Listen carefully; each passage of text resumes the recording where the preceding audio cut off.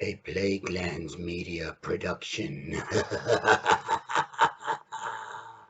Hey everyone, this is Hugh from Plaguelands Media bringing you another book review today. So cheers, I am currently 8 books into my 100 book challenge. For those of you that don't know what that is, this year I've decided that I will not purchase another physical novel. As you can see, the pile of shit behind me, this is not even half of my collection, until I read and review 100 books. So that is what I'm currently doing. Now today, I am going to talk about the Jedi Academy trilogy, Book 2, Dark Apprentice. I read this using the Kindle app. That is why I am very precariously holding it up for you. I've read and reviewed the first one. You can go and find the video on my channel. I remember actually reading this one when I was in high school, which was when it came out. So this is going to be a somewhat spoiler-filled review, so if you don't want to know anything about this book, I will just let you know that it's absolutely fantastic. It's kind of the equivalent of The Empire Strikes Back, in as much as a lot of bad shit happens to the main characters. But absolutely fantastic. But if you want to keep watching and find out what I thought of all the different parts of the book, then by all means, stick around for the next episode of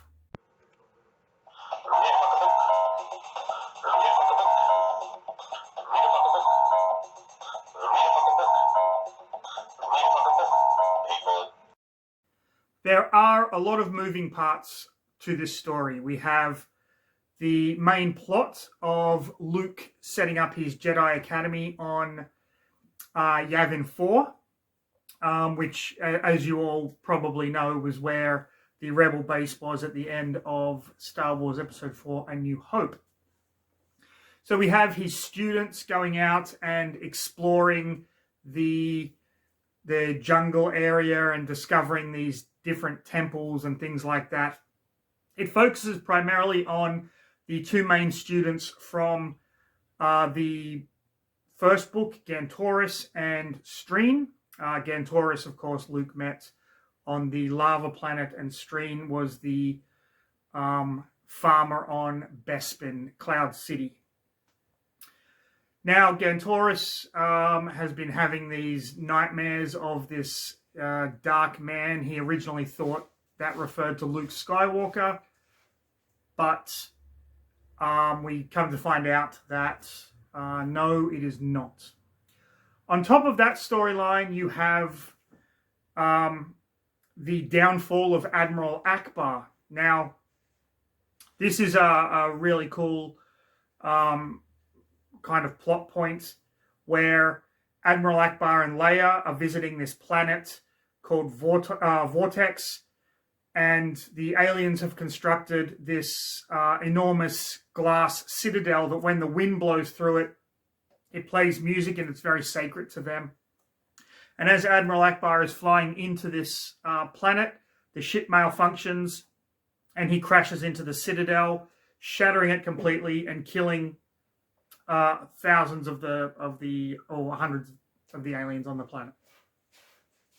Sorry for the slight delay there, but for some reason, every time I start filming, my cat decides to take a shit. Just one of the joys of being a pet owner.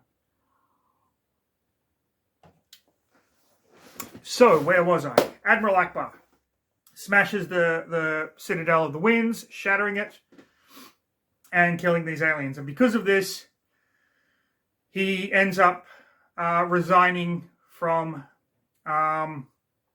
being an admiral in the New Republic. And Daddy's busy, shut up.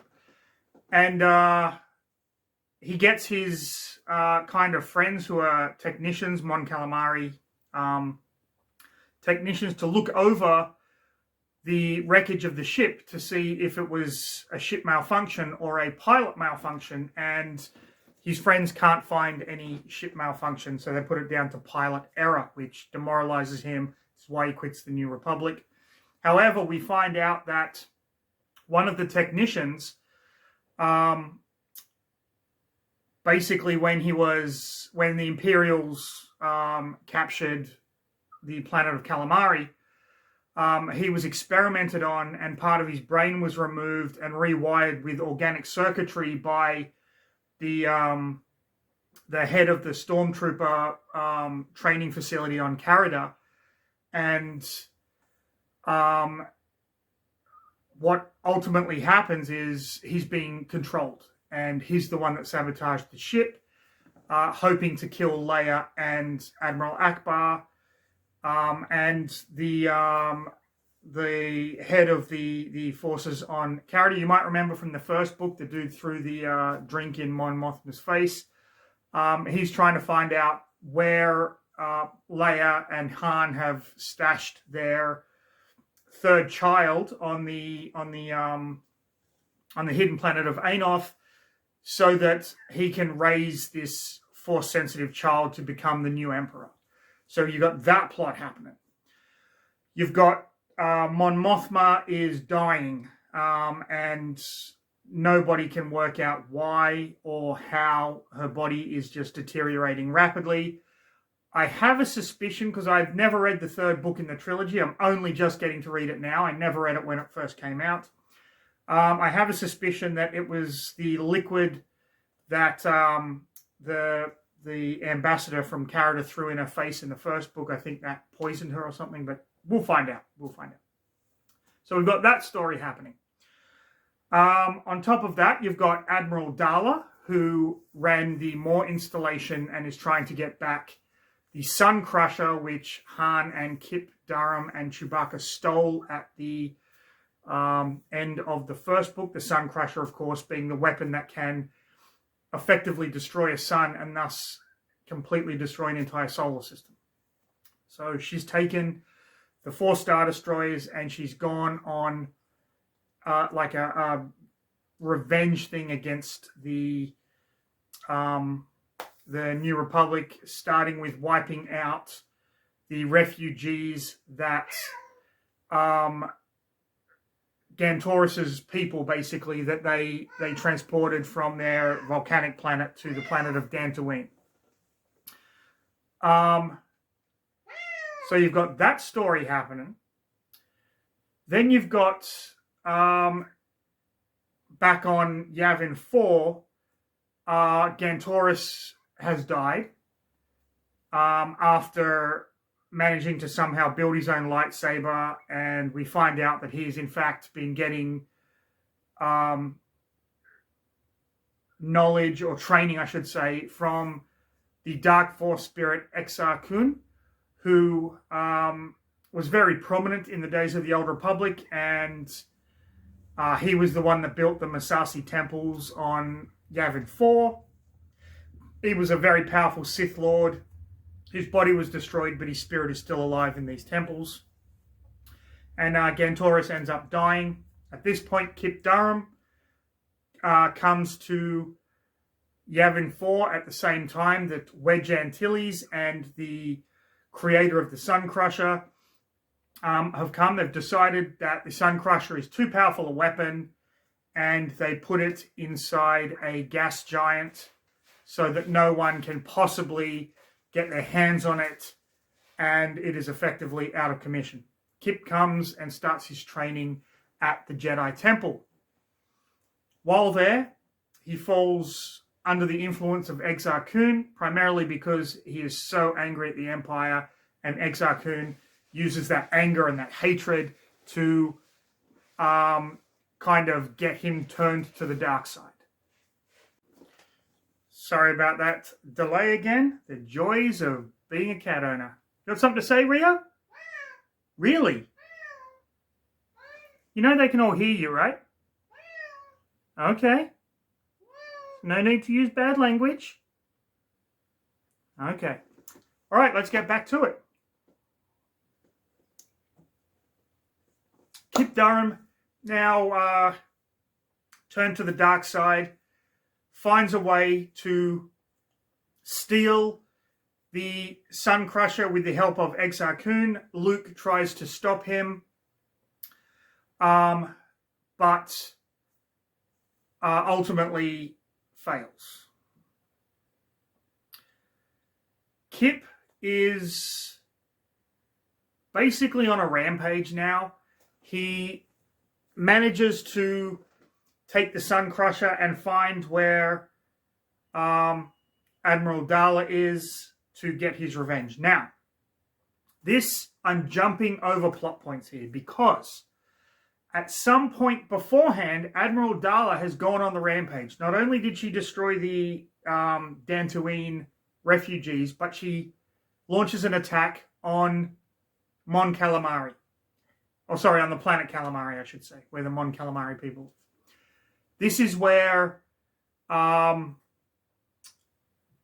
Akbar has been in exile.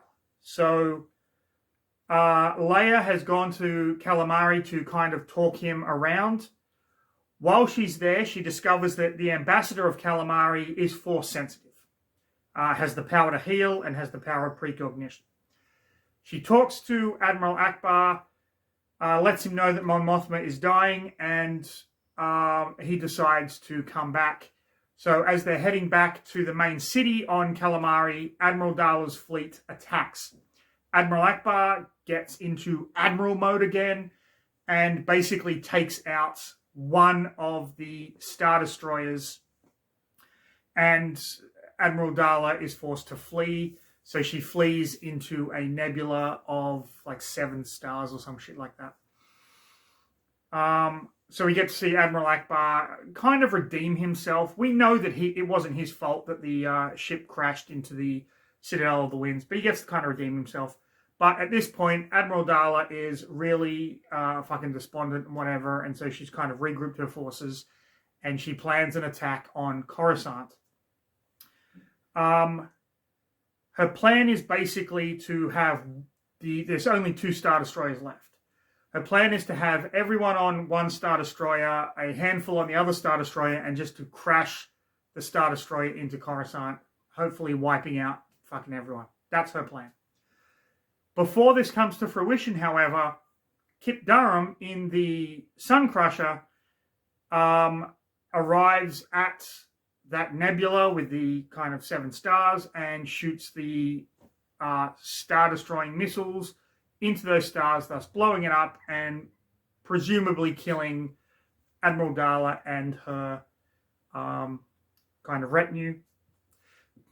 Now, at this point, the book is kind of winding down, but it does end on a cliffhanger whereby after Kip had confronted Luke at the top of the Massassi Temple, Luke discovers the spirit of Exar Kun, and the spirit defeats him. And when the students find Luke at the top of the temple, it's just his body. He's alive, but they can't sense his presence. They can't sense any Force presence within him. And that's literally where the book ends.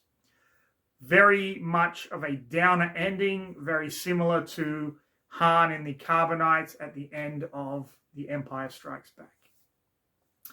Overall, I really enjoyed this book. I enjoy this series. I'm currently in the middle of reading the 3rd one.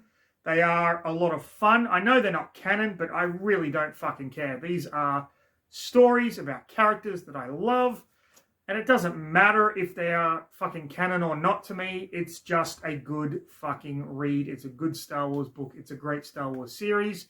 The focus, of course, being on Luke starting up a Jedi Academy to get a new kind of retinue of Jedi Knights, so to speak, and to basically rebuild the Jedi Order, which, you know, judging by the amount of books that come after this, we know he fucking does. But, yeah, there you have it. That's Dark Apprentice, Book 2 in the Jedi Academy trilogy. Really great read. Hope you enjoyed the video. If you did, like, subscribe, leave a comment, hit that notification bell so you never miss one of my videos. But most importantly, of course, stay safe. Have a fantastic rest of your day. Have a drink. Read a fucking book, people. See you in the next video.